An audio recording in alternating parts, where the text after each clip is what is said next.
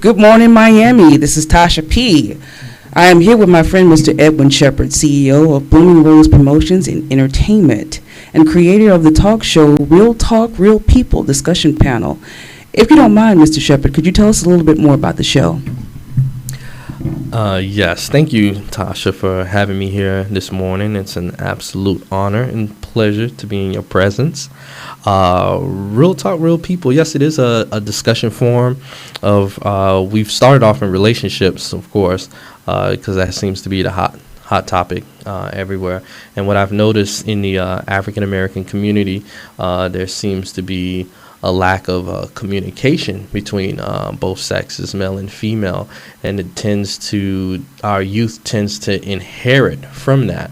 So it's just an ongoing situation. So I felt that having a show like Real Talk, Real People and discussing relationships and building relationships builds a stronger community.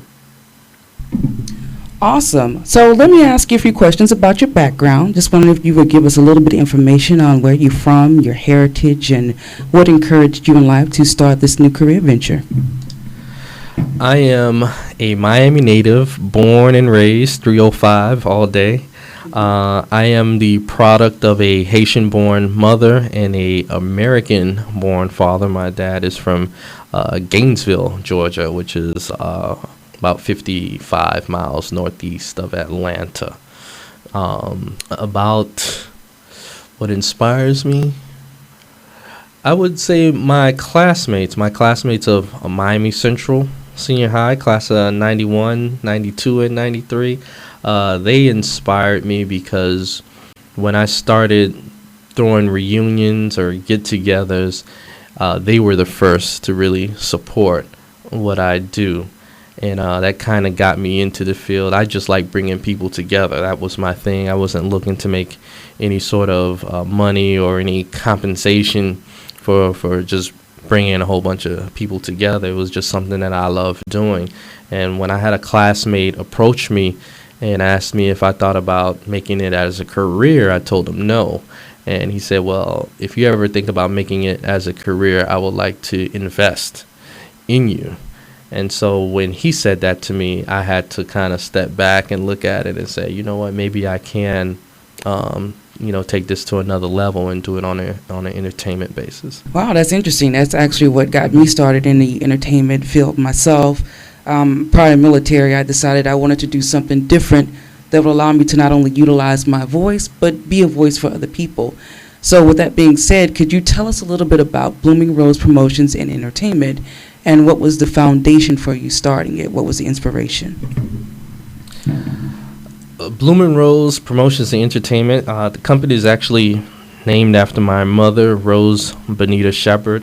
So the company itself is very, very dear to my heart. The company started 3 years ago. We actually turned 3 years in October of this year, and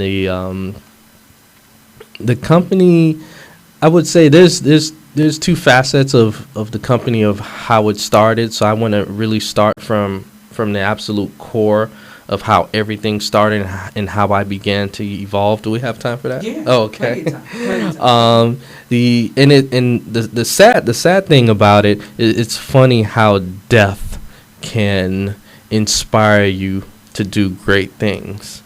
And I had a very, very close friend of mine by the name of Gertie Felix. She was the youngest of six. She was our pastor's daughter.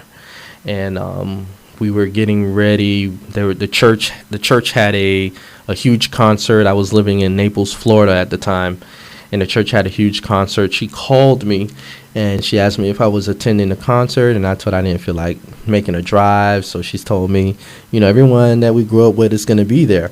And so I said, okay, so, I'll make the drive from Naples. It's an hour and 45-minute drive, and attended the concert. And there were so many people that we grew up. We were all adults at the time, and we kind of went our own ways. And so it was nice to see everybody. And so she asked me, she's like, hey, we should do like a church reunion.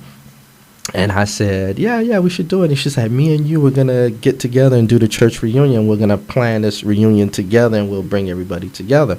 And I said, okay, just let me know. and we'll plan it and we'll make it happen. The unfortunate thing, the reunion happened, but the unfortunate thing is she wasn't there to attend. She passed away. She died in a car accident of March of 2001. And we were all devastated. Our church family was devastated by her loss. And I remember her funeral like it was yesterday. And I remember it was actually like the second time I've ever seen my mom cry, because my mom is such a sturdy, person that, I never see her cry. So it was my second time seeing my mother cry. But I remember her funeral. It was almost like a movie. Everything was slow motion. I've seen faces that I haven't seen at that time in probably like 10 years.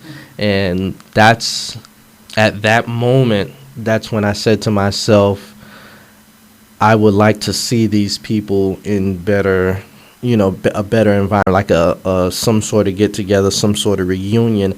And that's when I made the decision from that point on that, I'm gonna plan an event.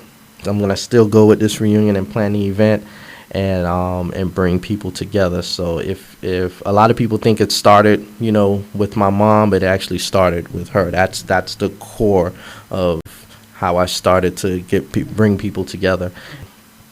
My mother got sick in early 2010. She had cervical cancer, and things turned for the worse, and she passed on my birthday, which is November 24th. So she passed on November 24th of 2010.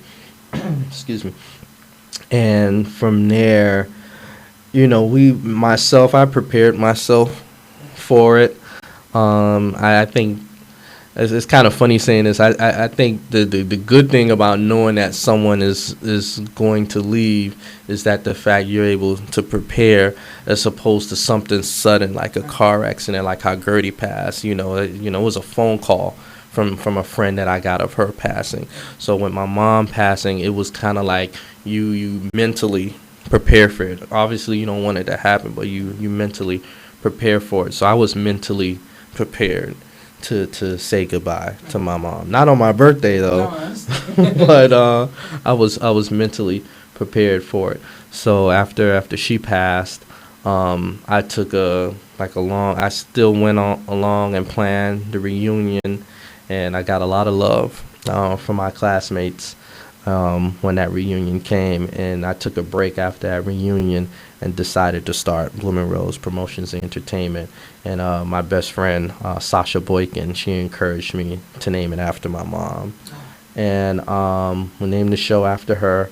And I wanted to honor her by giving 24 roses out to the first 24 women. And that's for every show. That's not for just Real Talk. That's for Real Talk Atlanta, Sunset Rewind, and the new show that we have coming up. So that's every Blooming Rose promoted show. We hand out 24 roses to the first 24 women. That's awesome. I like that. Going back to the show, and we're talking about mostly black love and relationships, I noticed that the media does a really good job of keeping black men and black women divided when it comes to coming together through compromise and communications. Where do you think that starts? Do you think it starts in the home, or do you think it's just something that we've been programmed to believe about ourselves, that we don't like one another? Where do you think that comes from? I feel I truly feel it's programmed, because we've had shows. We've had shows like I was with a few of the guys that I network with, and we were having this conversation about black TV shows, and we were just going through Cosby shows. I mean, I can't think of them right now, but we were all on our phones pulling them up, and we were like, "Oh, I remember this show," and it just faded from there. So I can't say, I'm a 90s kid. So, black